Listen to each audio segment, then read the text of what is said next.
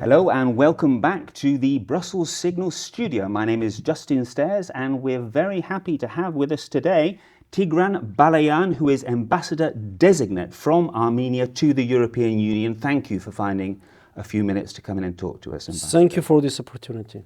So, I would like to go straight into the latest news if possible. What is happening today? It's October the 6th. What's happening in Nagorno-Karabakh? How many ethnic Armenians are left in Nagorno-Karabakh? So basically nothing happening anymore in Nagorno-Karabakh. On December 19th, the Aliyev regime started the final stage of the ethnic cleansing campaign. It has actually, the first stage I would say started 3 years ago on 27th of September with the violating all possible commitment of international law, commitments while entering the international organizations on the peaceful, also international law on the peaceful resolution of the conflicts, and with complete failure of the deployed Russian peacekeeping force, which acted, I would compare the presence of the Russian forces to the one to the international presence during Srebrenica, ethnic cleansing and massacre. So Russians basically with their inaction facilitated the complete ethnic cleansing of Nagorno-Karabakh, including the members of my family. So far 100,612 people left Nagorno-Karabakh.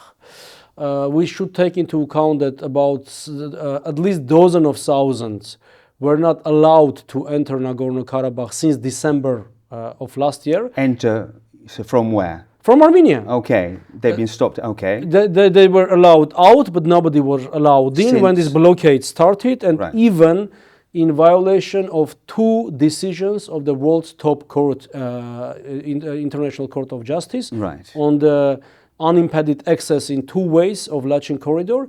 So basically nothing is going on there.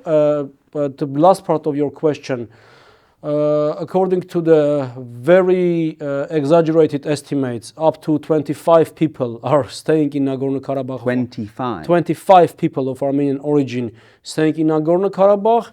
At least 6 of them are the ones who were not able to move from the elderly house of Stepanakert. There are several patients of the psychiatric clinic in Nagorno-Karabakh, and some people, as they call in French, sans-papiers, who has no home, etc. Homeless people. Homeless people, yeah. Homeless people that stayed in Nagorno-Karabakh. So that is basically it. It's emptied out.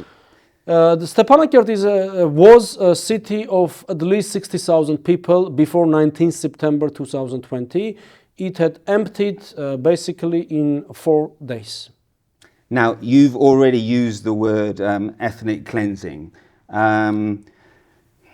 Is this a legal term? Because obviously, as you know, the Azerbaijani ambassador was sitting in your seat a few days ago, and he denied ethnic cleansing. He said that the ethnic Armenians, if they left, it was their own choice. How do you respond to that? Okay, first of all, ethnic cleansing is not a legal term. Ethnic cleansing is a political term to replace the word genocide.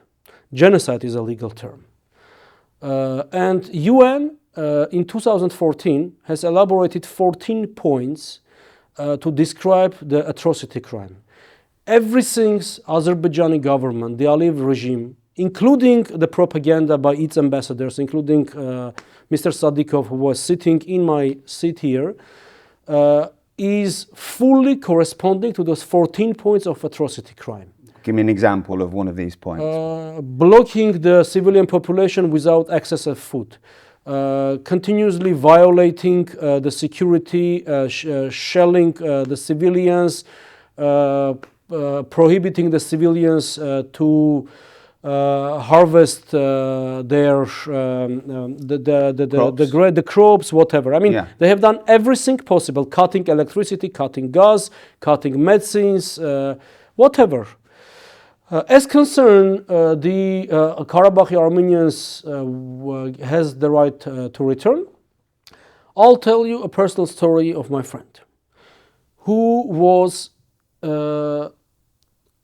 utterly humiliated at the illegal checkpoint in Lachin corridor. He was ordered to take off all his clothes, with curses and insults from Azerbaijani soldiers, and just because he said, I would like to return, and he was humiliated, said, this is a message to you, and be happy we are not arresting you, taking you to Baku for this statement. This is the message delivered to everyone. Forget this road. You have no chance to return. This is an eyewitness story that was told to me. When did this happen? Exactly 5 days ago. Okay. Exactly 5 days ago at 5 o'clock in the morning. So you're saying those who leave will not be allowed to return? If there is no international presence, internationally mandated peacekeeping force, no one not only will be allowed to return, but will not be able to return, I would say. Okay, interesting. Now, were there Armenian troops in Nagorno-Karabakh? No. There were no Armenian troops since 2020 in Nagorno-Karabakh, and everybody knows that. There was no single Armenian serviceman in Nagorno-Karabakh. There was no single Armenian even military advisor in Nagorno-Karabakh. And this theatrical performance was facilitated against by a Russian peacekeeping force stationed in Nagorno-Karabakh to force Nagorno-Karabakh authorities to sign kind of a capitulation agreement committing themselves to a withdrawal of the Armenian troops. That's utter nonsense. Like, imagine you are putting a gun on my head telling you write this or you are going to receive a bullet in your head. What I gonna do? Okay. So this is it. And again, when Mr. Sadikov was claiming here they are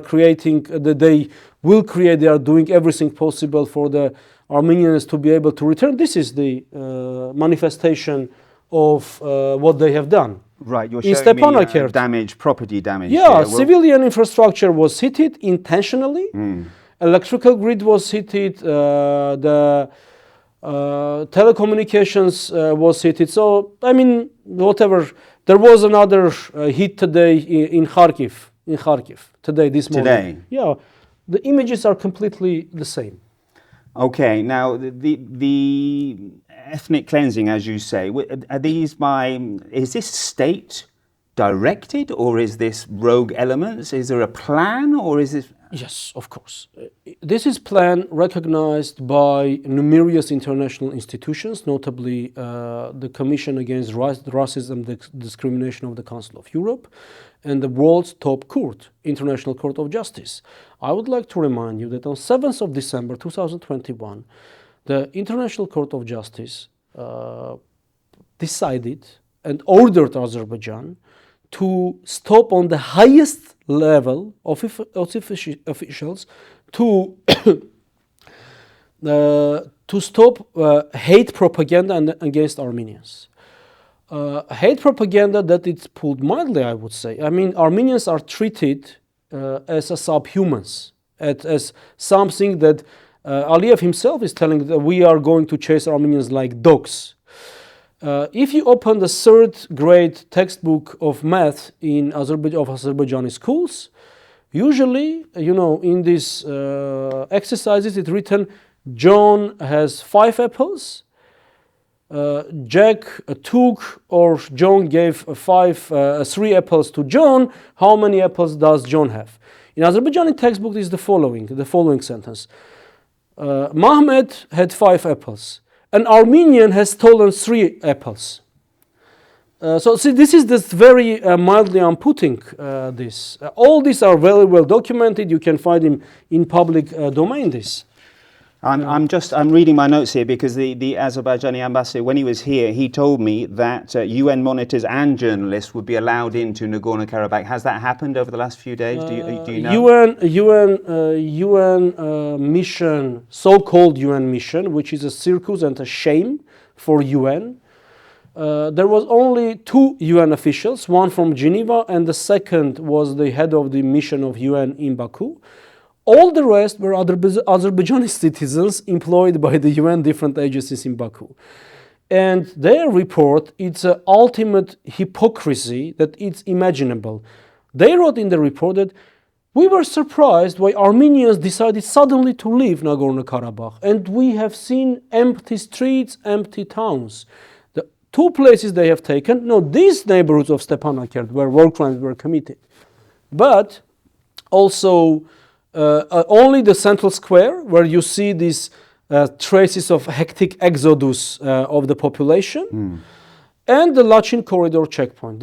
There were several international journalists accompanying the delegation, which reported that AP, Reuters, BBC, that reported it was like we were in a prison. We were taken strictly to the direction. We were not allowed to enter any building, any street. So it was strictly controlled. We were not allowed to talk to anybody. Okay. Now, I'd like to move on to the wider context, if I may. Over the last few days, we have had reports of France sending weapons to Armenia. Not yet, unfortunately. It hasn't happened. They've just announced that they will. They have announced they are going to research Armenian defense needs. But you can imagine that till the needs assessment, starting the needs assessment until delivery, it takes months, if not years. Okay. Because, I mean, this follows on to my next question is this a start of a wider confrontation, do you think? No, confrontation is there. And I would like also to portray here a geopolitical context of this ethnic cleansing campaign. The final goal of Mr. Aliyev and his allies. You're talking about his allies in Turkey? Or? I'm talking about his allies, with whom Azerbaijan declares with whom they have allied relationship. They are, normally autocratic countries. And its allies is to overthrow the legitimately elected government in Yerevan and install a regime or contribute to the installation illegitimate regime, which will have not only legitimacy crisis, but also as weak as possible, to dictate its will upon the state institutions. There are several examples in the modern history of that kind of regime, and to reinforce the autocratic belt in the region. Because the main reason why Mr. Aliyev and his allies hate Armenia and Armenian leadership is our ability to organize and hold democratic elections, to elect the eligibility of people to elect their own representative, to change the power. This is an existential threat to them. So that's why the main reason, and also we are now under imminent threat of invasion into Armenia, because if Mr. Aliyev will not be confronted with very practical steps taken by the so-called collective West, then he has no reason or incentive to limit himself with the territory of Nagorno-Karabakh. He has declared, and also some of his Turkish counterparts declared, that they need to open a land corridor through Armenian sovereign territory. This is the Zanzegur corridor. It's a Sunni, and we would love to call it Armenian crossroad. It's an Armenian crossroad, that the project we have proposed, that all transport communication in the region should be opened under the jurisdiction of those countries on whose territories these corridors will be, these corridors or these roads and railroads will be located. Right. Okay. So you just said that you feared an imminent invasion. Yes. How imminent? I think if the bold steps will not taken, it's a matter of weeks. In a matter of weeks.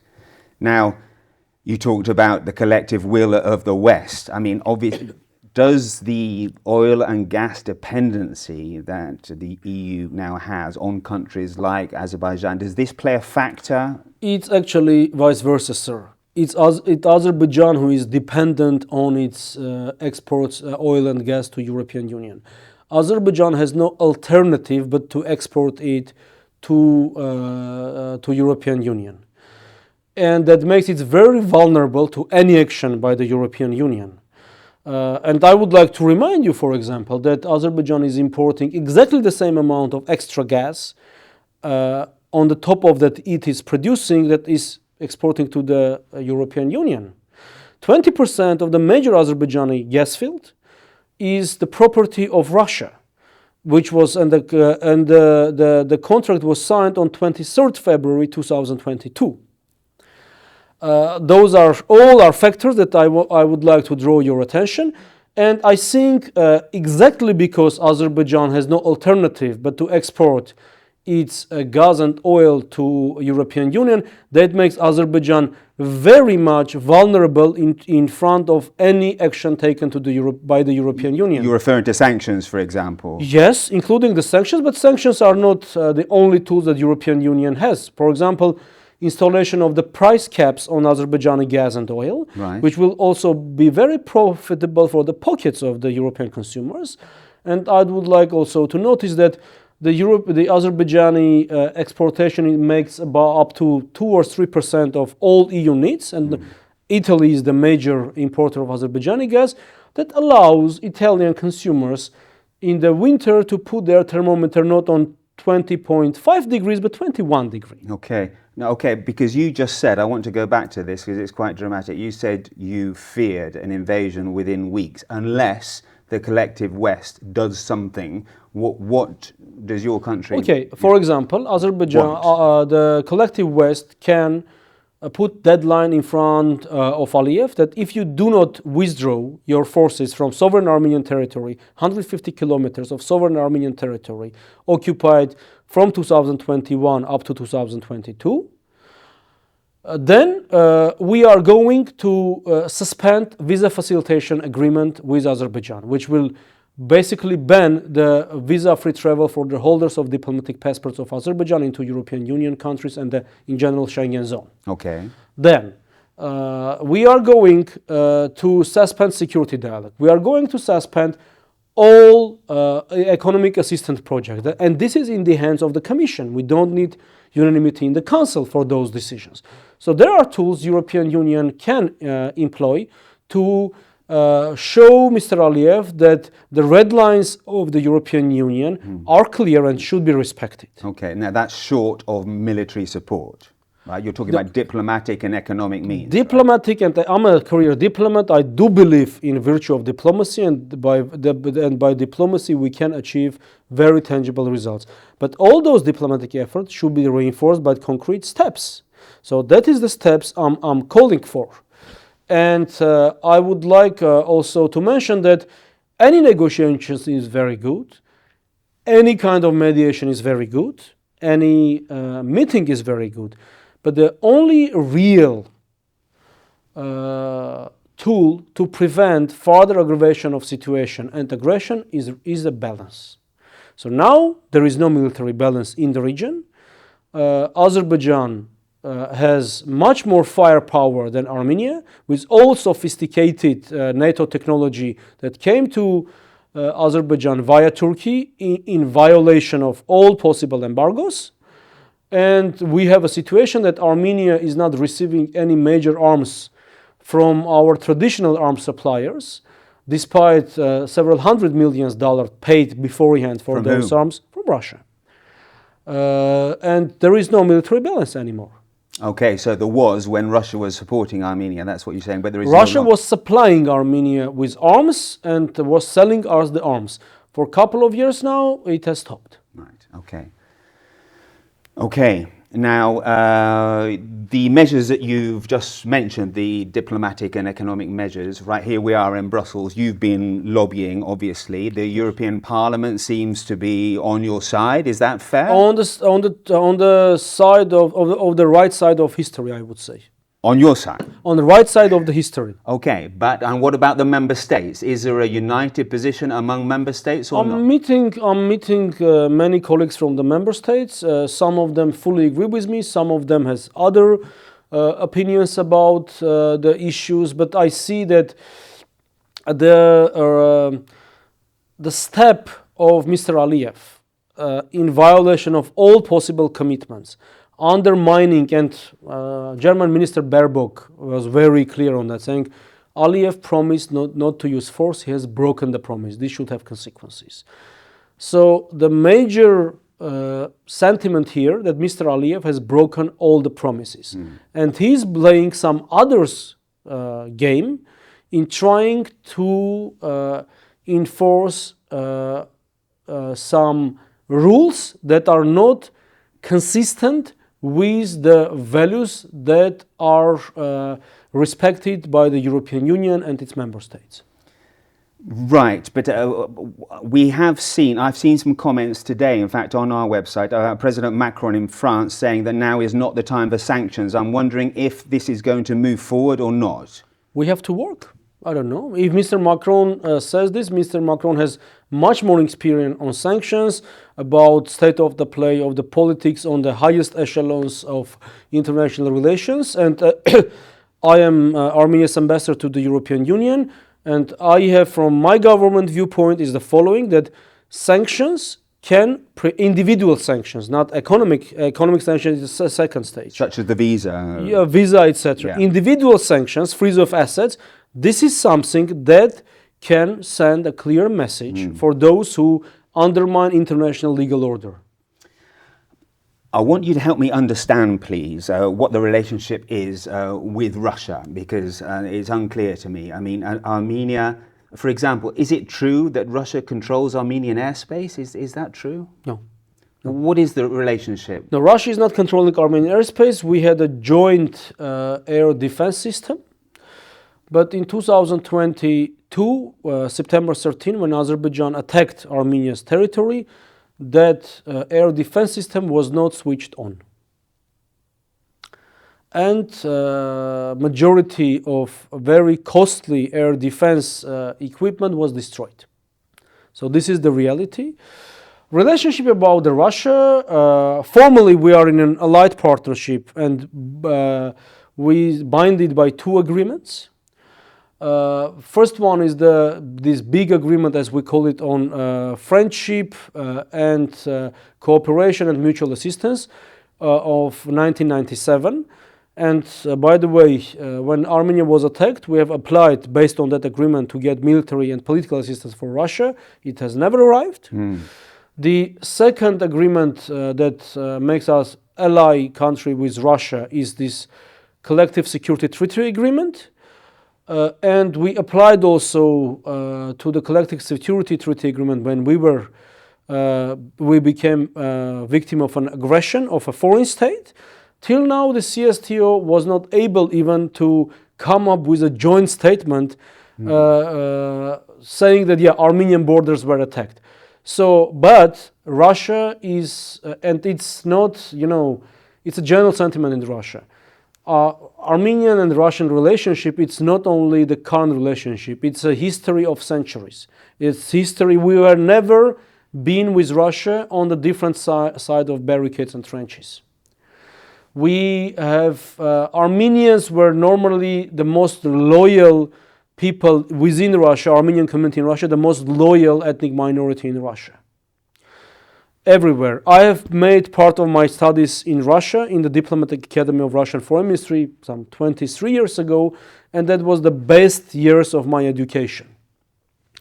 Almost all the classic world literature I read, that was in Russian. I mean, Russia for us is something very close. But the sentiments we have now with Russian inaction and losing a homeland because of Russian inaction, maybe out of some geopolitical considerations, that is hurting us. That is hurting Armenian collective mind, Armenian mentality, and Armenian trust to Russia. So, I want to quote a very famous Russian writer, Gogol, who said that you cannot understand Russia. You cannot measure Russia. You have to believe in Russia. So now this very belief in Russia is under question. And from what you've been saying, I'm under the impression that the Armenians feel let down by Russia. Is that a fair Yes, way to describe? your words can describe the sentiments in the Armenian public opinion. And therefore that your country is pivoting towards the West? Our country is pivoting towards Armenia, I would say. We are building our foreign policy, our internal policy, based on our national interests. And the latest manifestation of that is the ratification of the Armenian parliament, despite all possible threats publicly and privately by the Russian officials, we have ratified the Rome Statute of the International Criminal Court. Right, yes. Well, what does that mean for That means we hope, Russian leaders who... It doesn't mean anything for the Russian leaders. That means that we are going to, after the submission of the ratification instruments, we are going to submit to the prosecutor's office very well-documented cases of war crimes against Armenian citizens on the territory of Armenia, against the crime of aggression against Armenia, and the incitement of those crimes were done by the highest officials of the Azerbaijani Republic. Okay, you're talking about Azerbaijan, but what about if Russian leaders visit your country? Could they then... I wouldn't think that any sane person would arrest Mr. Putin. So it's not, again, Armenia's, and I want to underline this, Armenian ratification of the Rome Statute has started long before the International Criminal Court issued arrest warrant for Mr. Putin, and it has nothing to do with the personality of Mr. Putin or any Russian citizen. As you know, we have proposed to the Russian Federation to sign a bilateral agreement guaranteeing that nothing will happen to the Russian officials when they visit Armenia. That offer was rejected by the Russian Federation. Why? Ask them. I don't know why. Okay. Does Armenia want to join the European Union one day? We, in our foreign policy agenda, in our foreign policy concept, in our government program, there is no such a point, such joining European Union. We have signed in 2017 comprehensive and enhanced partnership agreement, which is a very ambitious one, and we are focused on the full implementation of this agreement. Okay, so no designs yet on European Union membership. As I told you, we are focused on the full implementation of our obligations under the agreements we have already signed, including the one we have in closer region, Eurasian Economic Union. Ambassador-designate, thank you for coming in. Thank you very much. I appreciate your time and your questions.